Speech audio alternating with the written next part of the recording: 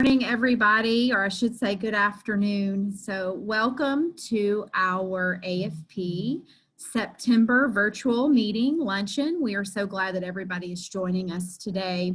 My name is Amy Jackson, and I have the honor of serving as this year's president of the board. And again, welcome to all of those that are joining us today. We have a great program lined out for you. But first, I'd like to do a couple of housekeeping items just for our membership. I want to tell you that we are kicking off our annual campaign very soon.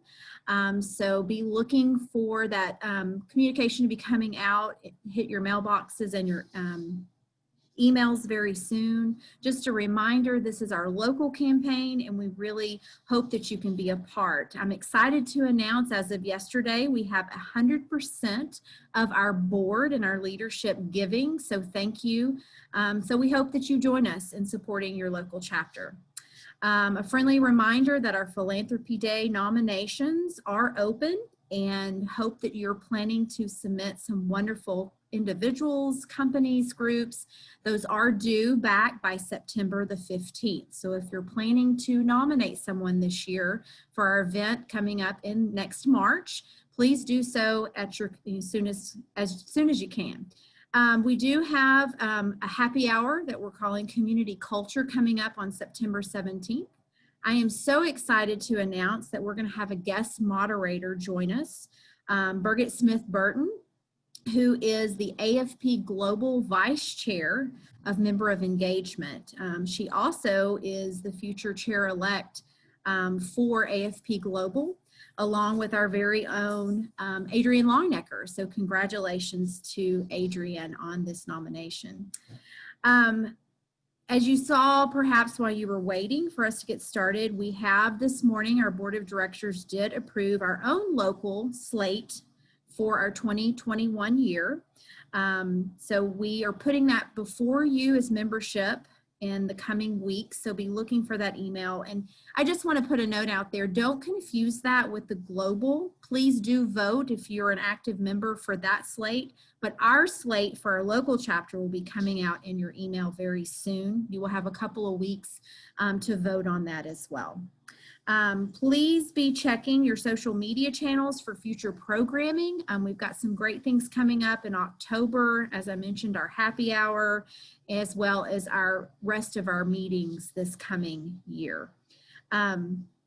And without further ado now, I'd love to introduce our program for today. We are so happy to be welcoming Virtuous. Gabe Cooper, who is the founder and CEO, is with us. Which Virtuous, if you don't know, has been a huge supporter of our chapter this year around our events and our education. So thank y'all for that. But Virtuous is the responsive nonprofit CRM and fundraising platform that helps organizations like most of ours easily create personalized donor experiences at scale that build better donor relationships. And we all are wanting to build those better donor relationships. Previously, Gabe served in leadership at a large nonprofit and co-founded an innovation consultancy. His drive stems from a passion to create market-defining software and help charities reimagine generosity. He frequently writes and speaks, like he is with us today, about empowering nonprofits to grow generosity through the use of technology. So welcome, Gabe. With Gabe, we are pleased to have Jonathan May, who is the Director of Communications at Adult and Teen Challenge USA. Jonathan works closely with the rest of his advancement team to engage with donors and others in his organization. With more than 200 residential centers within the United States and Canada, Adult and Teen Challenge, or known as ATC, is a faith-based nonprofit headquartered in Ozark, Missouri. Its mission is to provide adults and teens freedom from addiction and other life-controlling issues through a Christ-centered solution. Through effective discipleship, mentoring, and life skills training, ATC affiliates have seen positive outcomes and radical transformation through its 60-year history. So Jonathan's going to share his experience through working with our guest here today. So without any more introductions, Y'all welcome and look forward to hearing from you. Thanks so much, Amy, and thanks for having us. It's a pleasure to be with you guys. I was telling Olivia before the call, Austin is kind of my home away from home. I have a lot of family there, and so I'm a little jealous that I'm in Phoenix today and you guys are in Austin, but it's raining today, Gabe. That's unusual for Austin, and it is not hot here. It's pretty cool. Yeah, you know, I know that because I dropped my mother-in-law off at the airport this morning to fly home to Austin, and she said, when I get home, it's going to be 1 o'clock, and I hope it stops raining by the time I get home, but the weather's going to be beautiful. So I got weather updates on Austin all morning this morning, which is great. Okay, let me jump into it. And again, yeah, thank you guys for having me. It's a joy. Let's see if I can share my screen real quick. There we go. So we're going to spend the bulk of our time today talking about this topic, which is building systems that create deep donor relationships at scale. So we'll get into what that means in a minute. Before we jump in, I just kind of want to give you guys a quick rundown of who we are at Virtuous and also introduce Jonathan.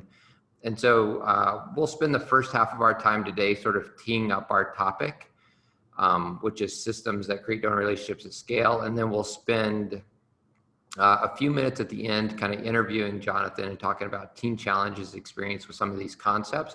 And then we'll leave plenty of time at the end as well for Q&A, because I'd love to hear from you guys. I know that you guys have probably used it before, but there is a Q&A box in Zoom. And so I encourage you to put your questions in that box as we go, and we'll address some of that stuff toward the end. So just a little bit about Virtuous for those of you that don't know us. We're the Responsive Nonprofits Growth Partner. So we have a software platform that Amy talked about. It's a CRM and marketing platform that's helping nonprofits create better donor relationships. We have a series of playbooks that are just sort of the tactics and the plays you run to pull off some of the stuff that we'll talk about today. And then an amazing team of real people that work shoulder to shoulder with the nonprofit leaders that we serve to help them accomplish more good in the world. Just the bits of our platform, we do have a CRM system, a set of donor signals that help you listen to donors, which we'll talk about as we go here. Marketing automation and email, a bunch of direct mail and campaigning tools, and then an online giving platform as well. And here's a few of the amazing customers that we work with, including Teen Challenge. So let me jump into it. The picture you're looking at right now on your screen is from an organization called Care for Children. That big old Brit there in the middle, his name is Robert. And I met Robert a few years ago. Their organization is doing amazing work in adoption and foster care in China, Thailand, and Vietnam. They're helping set up adoption programs that never existed before, which is amazing. When I was introduced to this organization, my wife and I were in the process of adopting a child. And so this organization was very, very close to my heart. It resonated with my wife and I, and immediately we wanted to get involved. And it sort of speaks to this idea that our giving, so if even you think about your giving personally, it's always deeply personal. We give to causes that impact us directly. We give to causes where we know people that work there or they're in our local community. That's the way giving works. So the problem that we're seeing right now across the nonprofit space is that most nonprofits are handcuffed to traditional fundraising systems that are largely impersonal, even though giving is so deeply personal. And here's what I mean by that. So if you look at the chart that's up on the screen right now, you'll see over here on the left, these are all the ways that we acquire donors today. And we're working really hard to acquire our donors through really personal means. They get invited to an event by a friend. They maybe see a story in an acquisition piece that resonates with them. They go to a P2P event. They see something in the media that's timely and resonates and moves them to give, right? Very, very personal, and all sorts of different intents and all sorts of different knowledge about your organization. The problem is, once we acquire those folks, we put them into retention and cultivation series that are largely impersonal and disconnected from their original intent. So by that, I mean, if all these donors came in September, let's say, what most nonprofits would do is sort of put them in the sausage grinding activities of direct response, and they'd all get the same November appeal. They'd all get the same year-end campaign in the January newsletter. Basically sort of a spray and pray approach, especially for our mid and low tier donors, or maybe our major donors are getting sort of a white glove treatment, but everybody else is sort of getting the same message at the same time based on our timing as a nonprofit. And as a result, right now in the US, we see that 76% of donors will churn after that first gift. Like they'll never go on to give again because they lose that personal connection. So these impersonal tactics, like I mentioned, are sort of marked by a couple of issues. One is that they're one-to-many, sort of that spray and pray approach that we talked about. Everybody gets the exact same thing that's disconnected from their original intent. The other problem, which in some ways is bigger, is that most of the communication is one way. So we speak out to our donors, but a lot of us don't have a mechanism to allow donors to speak back to us, to truly listen to our donors. And not drive communication based on our timing, but rather listen to donors and drive communication based on their timing.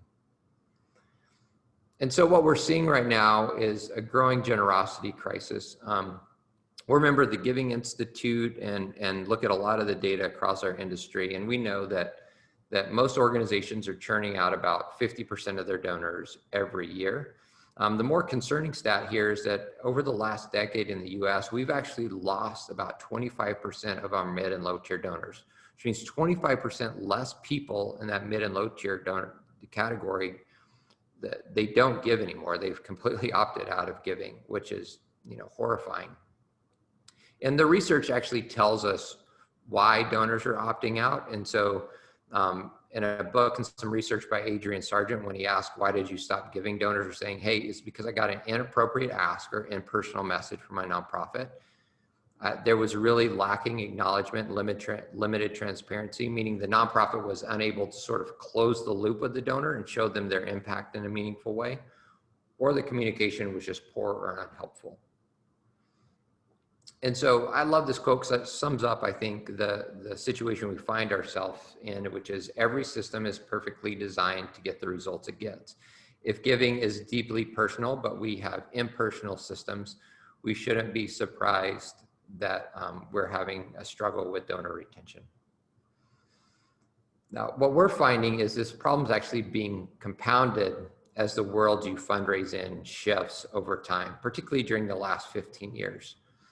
And here's what I mean by that. In the rest of the world, sort of the for-profit world, there's been a shift from mass marketing, that sort of spray and pray approach that I talked about, to more personal and dynamic experiences.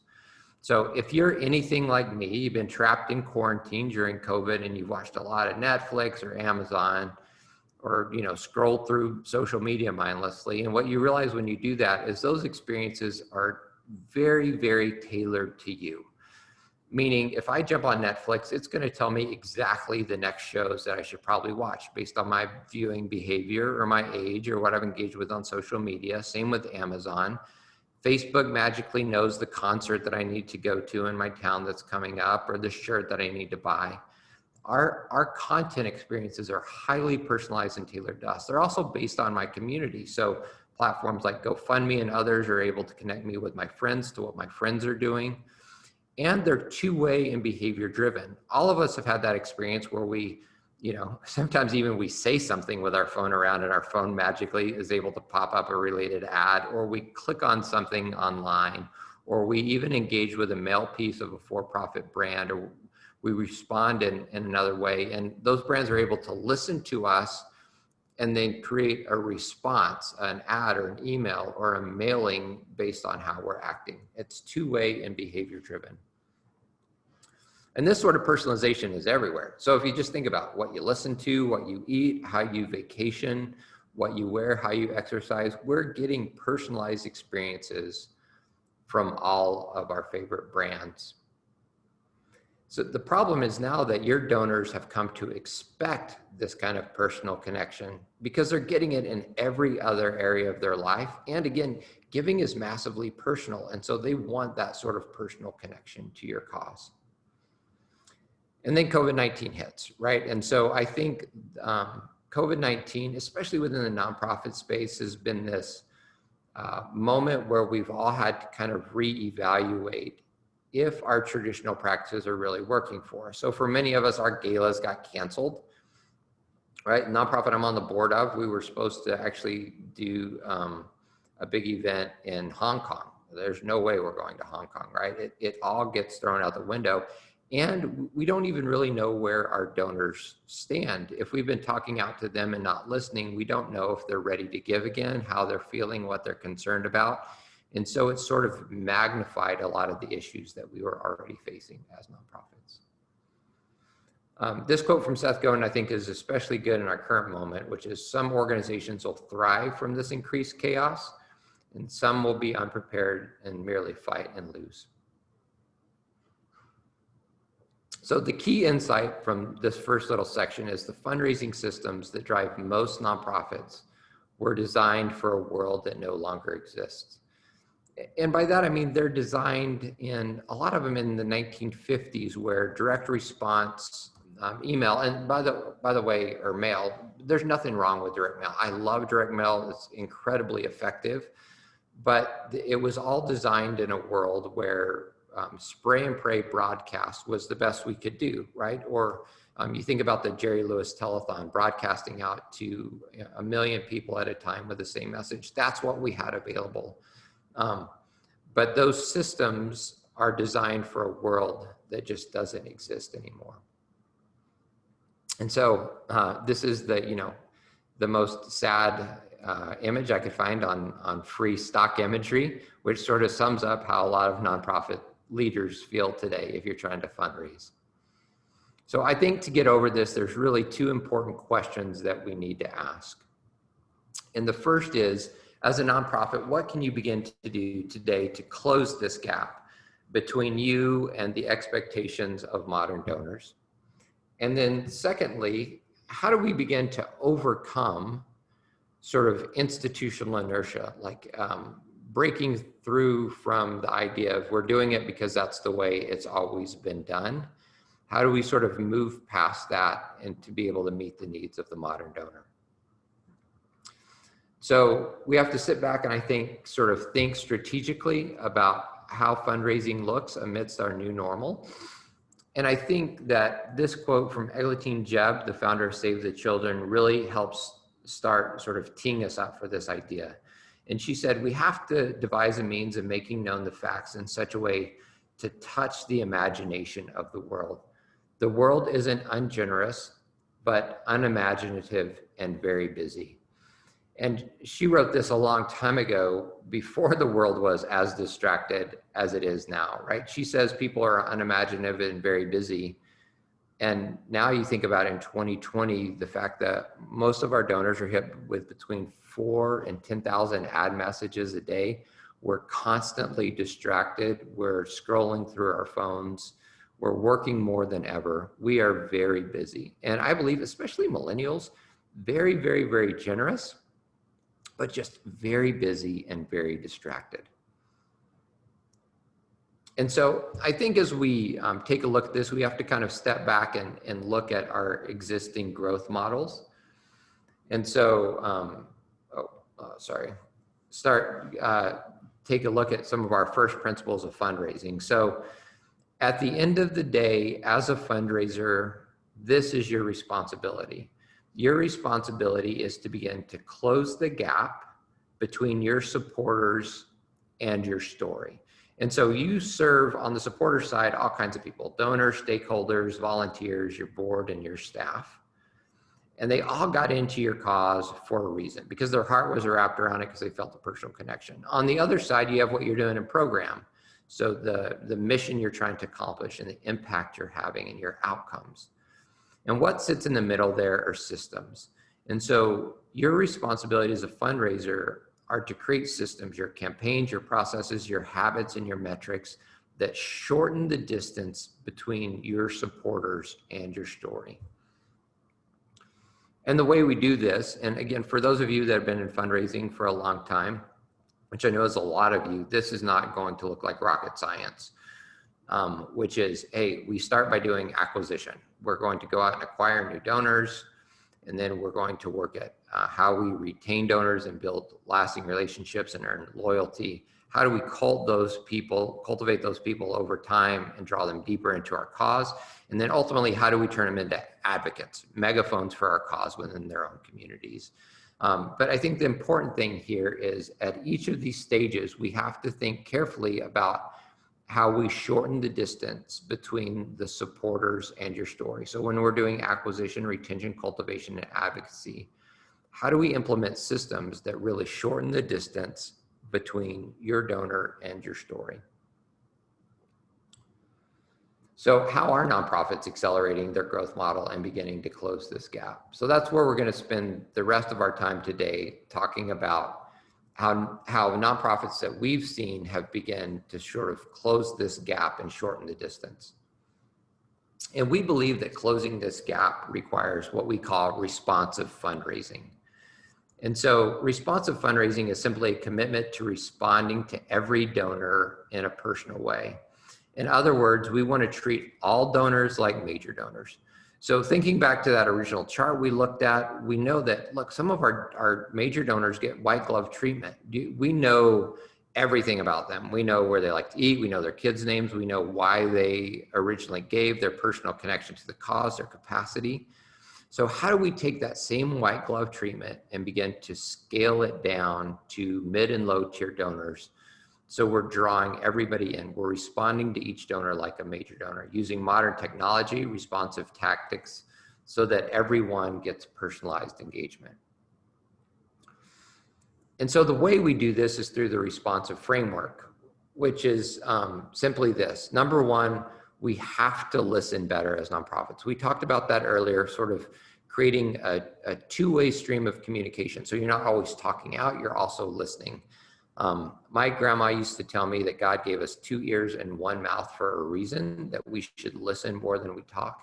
And I think that's especially true with nonprofits. You should seek to really find out what makes your donors tick. You should ask questions. You should find out why they've given. You should be able to listen for signals that help you identify traits in each donor that help you connect better, which leads us to the next step here, which is connect. And so once we learn about our donors at scale, we need ways to begin to connect with them personally that doesn't rely strictly on sort of spray and pray marketing. And so we need to find ways to begin to automate tasks and emails or direct mail pieces or event invitations, whatever it is, in real time based on the needs of each donor. This is a lot of time where nonprofits get stuck, because at this point you're thinking, yeah, I'd love to build a personal relationship with 10,000 people, but I got 2 people on that team, and there's no way they're doing that. Completely agree. We're going to talk about how nonprofits are pulling this off today, but there are ways to use technology to begin to connect at scale with your existing team. So finally, you've connected personally with donors. Now you have to suggest the next best step for each donor. So I remember working at a nonprofit, and we got like a $100,000 gift from a donor. And the next month we sent them a piece of mail that asked them for $50 a month. Immediately they pick up the phone and call, like, what the heck? I just gave you $100,000 and you asked me for $50 a month. That's sort of the extreme example that probably a lot of us have experienced of not suggesting the right thing at the right time. But suggesting is actually way more complex than just asking for the right amount. It's understanding that your donors are at different steps in their donor journey, and that sometimes you don't need to ask them for a gift at all, or sometimes you may want to ask them to volunteer or advocate for your cause. And so suggesting is just a way to honor where they're at in their journey and ask them for the right thing at the right time. So we all remember this approach from the beginning. Kind of everybody comes in for a different reason, and then we have sort of disconnected retention and cultivation tactics. Well, imagine a world where instead of doing our traditional spray and pray approach, we did something like this. So we have Lisa here, who was invited to an event by a friend. Maybe it was a gala, maybe it was a walkathon, whatever. So instead of sort of getting put into your traditional direct response stream, what if an hour after that event was over, she got a thank you email with a video from your executive director, along with a survey that sort of tried to get to the bottom of why she showed up, what compelled her about the event. A day later, somebody on your staff or a friend is prompted to call her to say, thank you so much for attending the event. What questions can I answer for you? 2 days later, she gets a text message from somebody on your program team based on how she answered the survey, based on what her interests are, that directs her to a page on your website. So Lisa visits your site, she pokes around for a while, she actually goes to your donation page, but decides not to give. What if your website could recognize that Lisa had bailed on the donation page, send her an email a day later, sort of reaffirming her beliefs in your organization, and then she ends up giving as a result of that email? And what if 15 days later, we were able to send her a postcard in the mail that said, hey, thank you so much for your gift. Here's a little bit about the impact that your gift is having in the world. This sort of strategy is based on the donor's timing, their intent. It's hyper-personal and it's multi-channel. It begins to sort of recreate that Amazon, Netflix experience that we talked about, rather than the more traditional tactics. So then what if we could take this approach and begin to scale it for all sorts of donor behavior, right? So Tim gives a Gift to Water campaign that you're doing, and so he gets enrolled in a new donor journey that drives him deeper and deeper engagement in your cause and moves him toward a second gift. What if Lynn has lapsed and you're able to recognize that she's lapsed, and you set off a multi-channel campaign that begins to work on reacquiring her?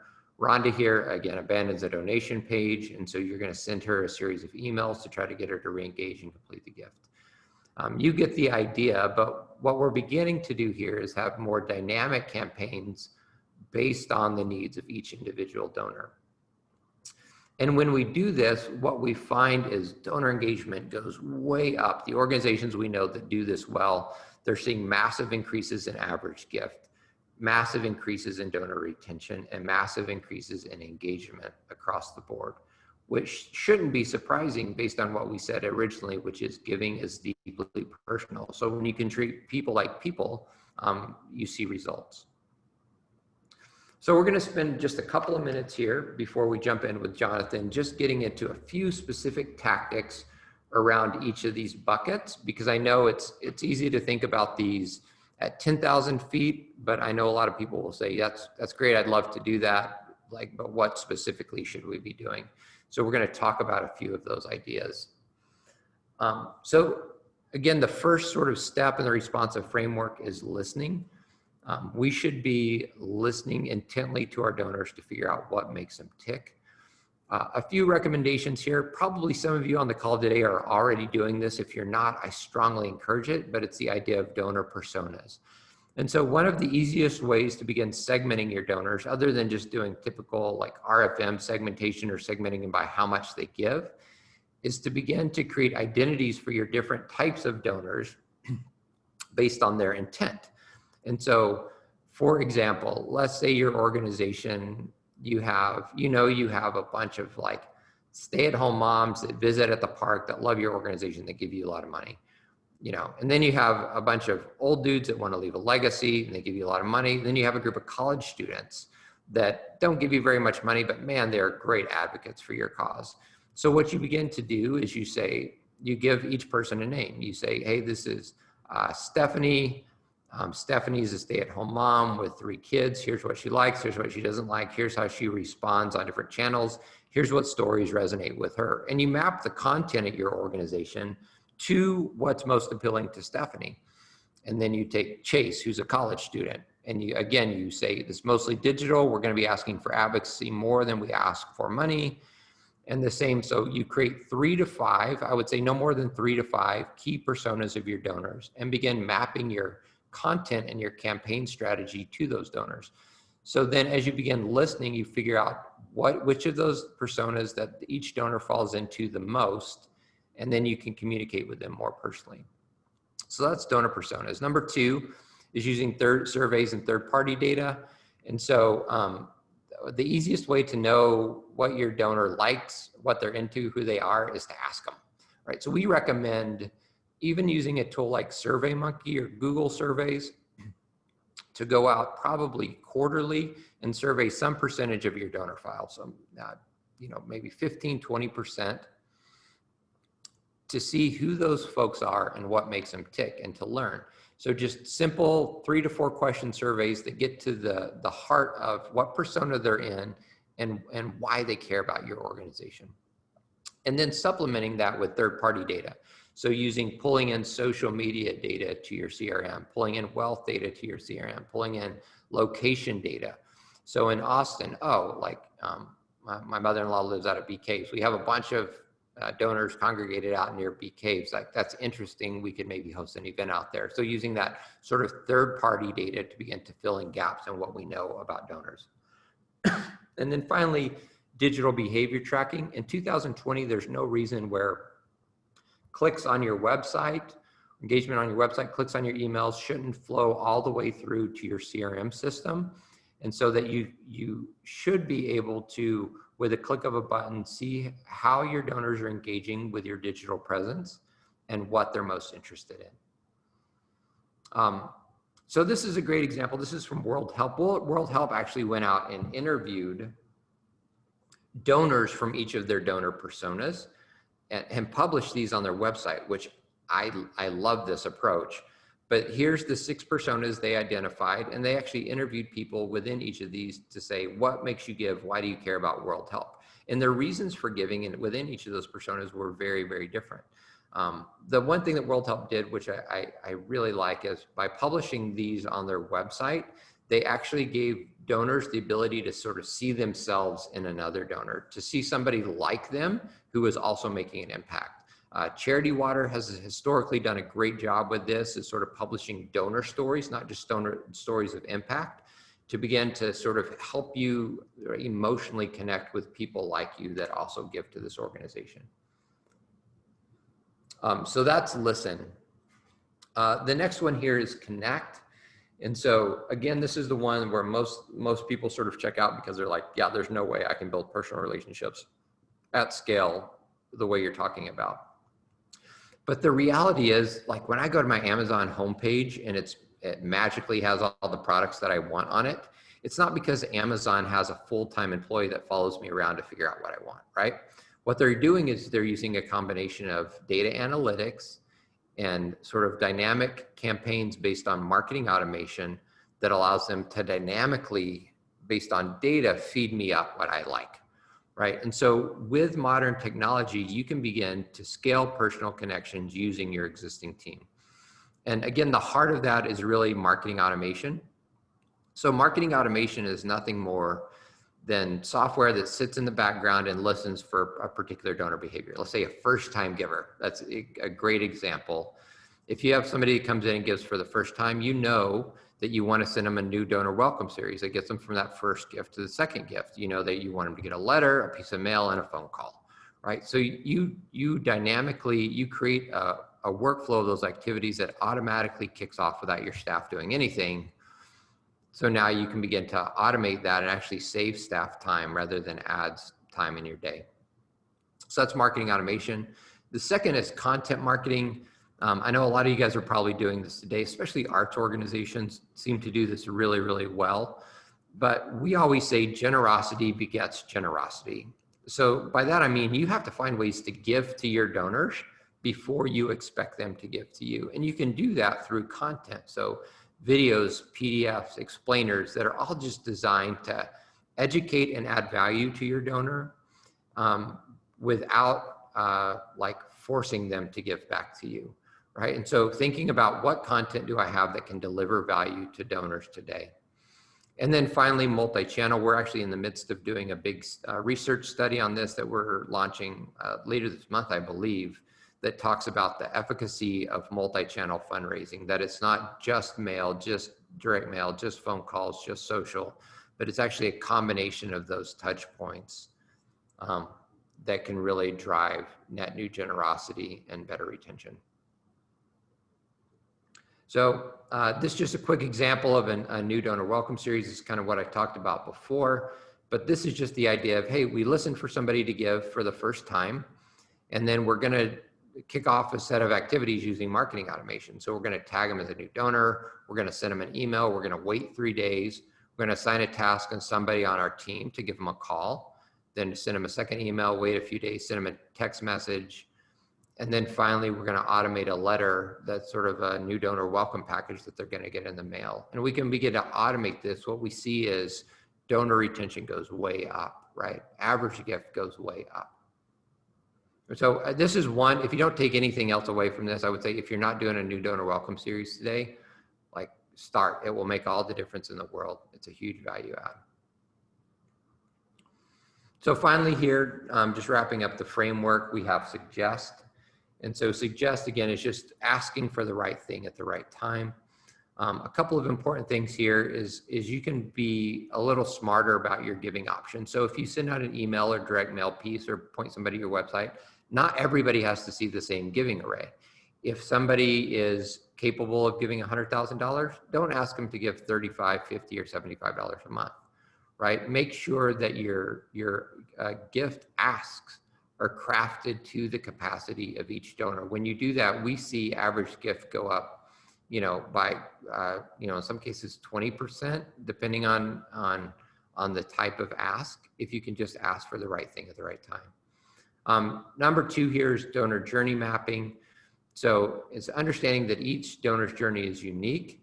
And so if you can begin to map, look, when people first get introduced to our organization at an event, they usually know this much and they're this engaged. And then at the next step, we see these signals, they know this much, they're this engaged. And so sort of mapping out what a typical donor journey looks like will help you know, oh, this person, they volunteered twice, they've been giving for 2 years. Now is a great time to ask them to host a local event, right? And so you sort of map out what that looks like for a typical donor, and that helps you map your gift ask to the right stage in the journey. And then finally here, non-financial ask. This one's huge. You can't ask for money all the time. Our nonprofits ask us all the time, how much is too much mail to send or too much email to send? If you're delivering value and you're not treating them like an ATM machine, then you can send them a lot of stuff. You just have to think, what am I asking for? So if I'm giving them value, or if I'm asking them to volunteer, or I'm asking them to take some action on my website without asking for money, you're going to have a lot more permission to carry on that conversation more than just once a month. This is a great email that WotC, an organization that I really like, sends out. And so I just gave a gift to Peter, or Kyle just gave a gift to Peter, who's a doctor on the front lines at WotC, and immediately gets this email. Kyle, meet Peter. He leads the team that cared for Estella, a patient from Guatemala that you supported, and he wrote you this note. And it's literally a note from the doctor addressed to Kyle, thanking him for the gift.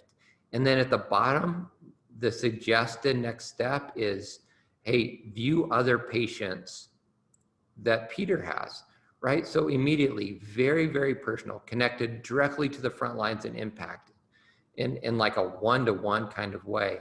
And then a call to action that allows you to engage with other people like Estella to be able to give again. This is an amazing example of hyper-personal, both from a thank you acknowledgement point of view, responsive point of view, and suggesting something that's very relevant. So again, just to summarize, I think what we need in this modern age is more responsive fundraising, the ability to listen, connect, and suggest well. And we need to apply those principles at every stage in our growth model. So how we acquire, retain, and cultivate donors. In order to pull that off, we need a couple things. We need dynamic playbooks that sort of help us at our organization execute on this well. So using personas, dynamic campaigns, doing stuff on multiple channels, and mapping out donor journeys. And then we need technology platforms like CRM, automation, smart giving, integrated email, text, AI, and analytics that all sort of drive more personalization using our existing team. And so, I feel like today we sort of have a choice as nonprofits. This is obligatory Morpheus from the Matrix, but we can either take the red pill or the blue pill. We can either sort of carry on doing what we've always done, a traditional siloed approach based on sort of impersonal one-to-many marketing, or we can move to a more responsive approach where we really are committed to treating our donors like people and not ATM machines, where we can more dynamically connect with people, show them the impact of their gift, and draw them into the cause in deeper ways. So I'm going to stop there. And Jonathan, if you want to jump on. So welcome, Jonathan. Hello, hello.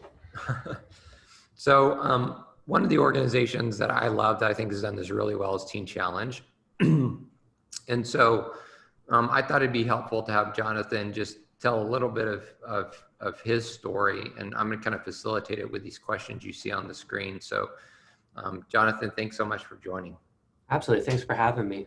You can see my hair's a little longer than it was in that picture. That's the quarantine hair, right? That's right. That's exactly right. It's definitely the quarantine hair, but I love it. So tell me a little bit about what's your fundraising program look like today at Teen Challenge? Yeah, so our organization's a little unique. We have 200 program locations across the US and Canada, but we don't actually run them. They're all independent organizations. So they all have their own unique, donor strategies and their own budgets. So we're kind of the national accreditation office. We handle more of the support for the centers, and we do more of the big picture stuff like protecting the brand and things like that. So our fundraising efforts are a little limited in that we can't quite do the same type of local fundraising that our centers are able to do. And we're hindered a little bit because they have the wonderful stories, because they're the boots on the ground. They've got the, mothers reuniting with children, that kind of stuff. Whereas we talk about how we keep everyone safe from a legal perspective. Yes. So that does create some complexity to our fundraising opportunities, but we've also been able to kind of leverage that a little bit and allow centers to run what they need to run, and then without getting in the way of them, we're actually able to support them by fundraising on their behalf. We use Virtuous for that, so we actually collect money on behalf of all of our centers if people want to donate to them, and we have unique projects set up for all of them. And we're using URL tracking and stuff like that Virtuous provides to be able to restrict all of those funds from our, someone's calling me, to restrict all of those funds from the website. And then our program right now really is a lot of mail and email, which used to be something that we'd complain about. We wish that we could do more events and things like that. Well, COVID hit, and suddenly that's a great thing that we had a very strong mail and email fundraising strategy, because a lot of our centers struggled during this time and we didn't. We actually, year to date, are up 54% in our general fund at our office. And so we've seen our centers pivot, trying to find ways to do virtual events and augment their traditional banquets and things like that with more appeal letters and other online strategies. But at our office, we've been able to use the base that we already set and just kind of expand upon that, which has been really awesome.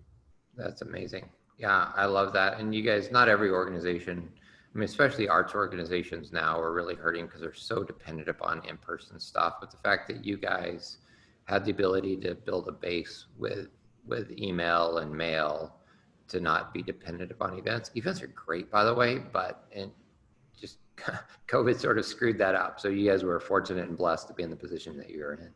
Absolutely. So you guys are, I know you're leaning into this even more recently, but how are you guys leveraging things like donor signals or better listening in order to sort of create more personal donor engagement stewardship? Sure. So we've been on Virtuous. I think this is about the 2-year anniversary of us signing our contract. And before Virtuous, we really weren't doing much. It was the once a month we would send a letter out. Maybe we get an email out during that month if we were lucky. And that was our entire fundraising campaign. A little bit more at year end, but that was it. So when we got the tool, we said we have to be able to justify spending money, because we weren't spending any money at all before on our donor management platform. We said we need to use every aspect of this tool. So we looked at all the different things, all the different resources you had available, and started looking at all the different ways that we could actually start listening. What are all of the different signals that are being sent to us? So some examples, we do in-memory gifts, and that's especially poignant when you're an addiction recovery group. You have a lot of people who are giving who lost loved ones to addiction. So knowing that that's why they gave, and then being able to not just send them some form appeal letter, but to actually send them a handwritten card and say, just that really personal and thoughtful touch. So listening to why they're giving in the first place. We have options on our giving forums as to, a reason that they could be giving. Maybe they came through one of our programs. Maybe they have a friend or a family member who struggles with addiction or has successfully completed a program. So we ask all these questions throughout the whole giving process. And then we also look at donor history. So did this specific individual give $1,000 or more this year? If they did, the second that they do that, we want to send them a handwritten card thanking them for their extraordinary support, So any type of thing that we can listen to, we're trying to, and then acting upon that. And our goal really is to create more touch points. Because before, like I said, we were sending a letter asking for money every month, and that was all they heard from us. Well, now we want to be able to not just send letters asking for money, like you said in your presentation. We need to be giving content and showing that we actually care about our donors. And my former boss, she's moved on to another organization, but she really instilled this into me that, we have a ministry here that is, for a specific group of people, but our ministry is also to our donors. We're able to give them a platform that allows them to do what they're supposed to do, that they feel like is important to them.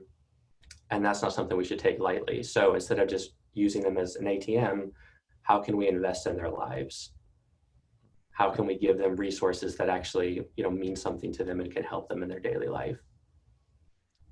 That's amazing. Yeah, I love that. I love your approach. And by the way, if you're listening to Jonathan say Virtuous a lot, that's because they're using Virtuous for a lot of these changes. I would say if you're not in a position to change software today, that's great. There are tools out there that you can use to begin doing this. And so it isn't platform specific. You can start implementing some of this stuff today. And so most of the stuff we talked about today, you should start doing today, whether or not you're adopting a new software platform. And so the principles that Jonathan said about creating more touch points with donors, being more attentive, and not treating them like ATM machines, those are transcendent ideas that everybody can begin doing today. Yeah, and there's a lot of cheap and free tools out there too, just for understanding your data. Like you could use Google Analytics on your website and really diving deep into that. You can get some really great insight into how people are interacting. You can look at how they got to your donation form and what pages they clicked on and things like that. That could be helpful in your messaging. And even email tools, even like MailChimp and stuff like that. You can see who's interacting with your emails, what they're clicking on, and then you can pull those people into other segments and dive deeper in communication with them. Virtuous just makes it really easy. That's my sales pitch. I love those examples. I mean, I love Google Analytics and MailChimp too. So I mean, those are great examples. I know I want to leave a time for questions, but let's just do one more here, which is actually you talked a little bit about how you guys are being nimble in COVID already. So is there any advice that you would have as we sort of move to Q&A about what fundraisers should be focused on today, looking ahead to 2021? Yeah, so you kind of brought up the communication piece of it, and that's how we were nimble during COVID, was that we made a bold move in our organization and said, we're going to communicate way more than we normally do. And that could lose us some engagement. People might unsubscribe to our emails and stuff, but we just felt like it was important to engage more without asking for money. And something worked because we're up 54%. And that number started at 30% around March and has consistently grown over the year. So now we're hitting at 54. So I would say not being afraid to ask people for money anytime, even during a pandemic. People want to be generous, they want to support you, but also not being afraid to engage people and treat them like people. That's amazing. Yeah, it's especially that in a moment like this, people don't want you to shut it off. If your cause was important before COVID, it's important now. In fact, you're giving somebody an outlet to make a difference in a world where they're seeing a lot of chaos. And so communicating more often and not asking for money, just checking in to see how people are, it's just massively important. All right, well, I'm gonna jump out of this. Jonathan, thank you so much. And I want you to stick around for the Q&A too, but I think we have time maybe for a couple of Q&A questions for either me or Jonathan. I know Jonathan would be happy to answer some of this stuff.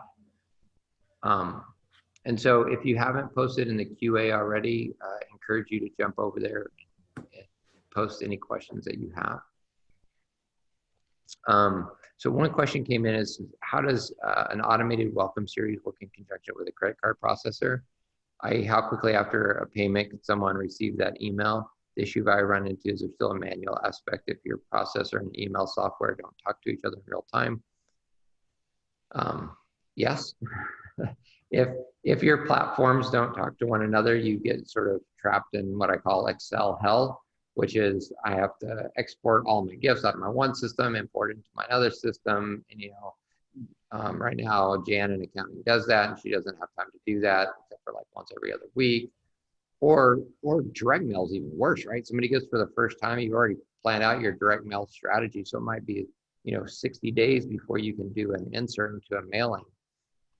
And so it's critically important that whatever systems you're choosing, that they talk with one another, right? So as soon as a card gets processed, that should dump directly into your CRM, directly into your email system, so you can respond in real time or close to real time for those gifts that come in. That a buddy of mine always used to say that vision leaks, meaning you know, you sort of have this like camp experience where you're all stoked, and then over the next week or two, that your excitement about the organization fades. And so it's critically important that as organizations, we can strike while the iron's hot, while they're so fired up about your cause, and be able to respond right away. But for that to happen, you have to have connected systems that respond in real time. Jonathan, anything you wanted to add to that? Yeah, so for us, the way that our integration is set up, the donor receives their confirmation from the credit card processor. They immediately get an email from us thanking them for being a superstar. And then at midnight, when all those gifts get processed through the automation, that's when they start getting filtered into like progressive email campaigns. So like a new donor will get dropped into a new donor workflow that they'll get 4 emails over a course of a month. The last one is the only one that asks for a second gift. The other ones are other ways to engage, resources that we're providing, things like that.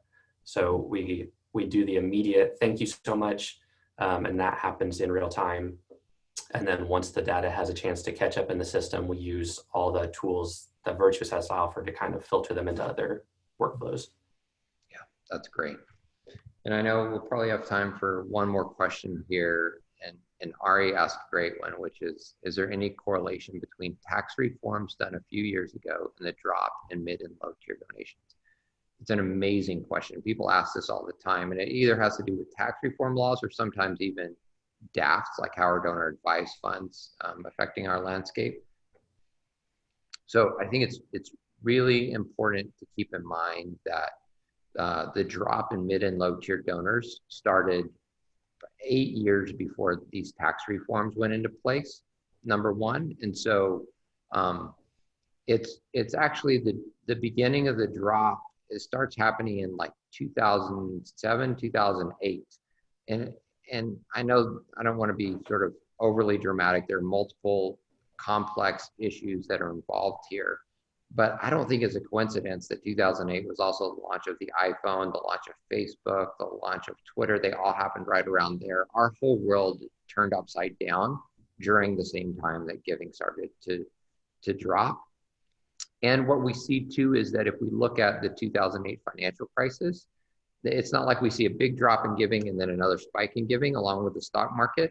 It's actually more of just sort of a slow meandering slide over the last 12 years now.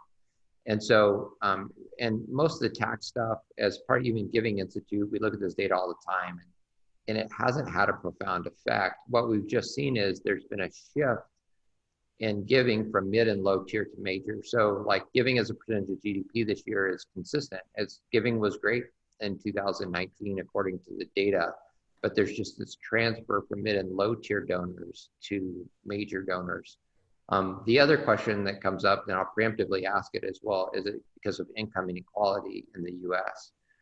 And my argument's always like, that's not how people give. In fact, as a percentage of income, people don't really drop off as a percentage of income giving or stop giving at all until they reach below the poverty level. So even though income inequality is growing in this country, and you could argue it's a pretty big problem, people, even at the lowest levels of our current US income, historically give very well. And so we're seeing that drop off sort of across the board from all and mid and low tier segments over the last 10 years. So hopefully that's helpful in addressing that. Obviously, it's like 3 minutes isn't enough to address this problem fully. There's a lot of vectors, but hopefully that's helpful. Can I give you anecdotal evidence as a millennial? For me being a low-level donor, I want to give to places, and I have given to organizations and even political campaigns, but I stopped giving immediately because I did not feel like they respected my gift or knew who I was. So I would get emails after my gift saying, please give to us. I'm like, well, I just did. Like, where's the thank you, or, you know, the acknowledgement of that, or it wasn't good enough.